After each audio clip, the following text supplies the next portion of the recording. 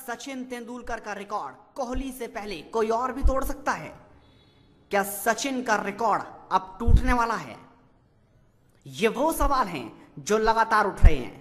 दरअसल बाबर आजम ने 33 वनडे में 7 शतक जमा दिए। बाबर आजम पाकिस्तान के बल्लेबाज हैं और अब उनकी तुलना विराट कोहली से भी होने लगी, क्योंकि कोहली ने अपने शुरुआती 7 शतक 63 वनडे मैचों में बनाए थे। इसके अलावा 33 वनडे मैच तक जहां बाबर आजम ने 1659 रन बनाए हैं, तो वहीं विराट कोहली के नाम 33 वनडों में 1090 रन थे।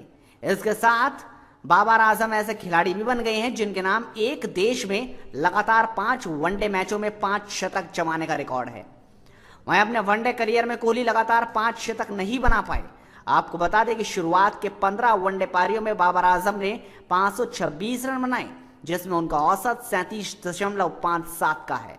तो वहीं आखिरी 18 वनडे पारी में बाबर ने 1133 रन बनाए हैं, जिसमें उनका औसत 75.33 का है। इस समय बाबर आजम वनडे क्रिकेट में कोहली से शुरुआत के 33 वनडे मैच के आधार पर आगे चल रहे हैं।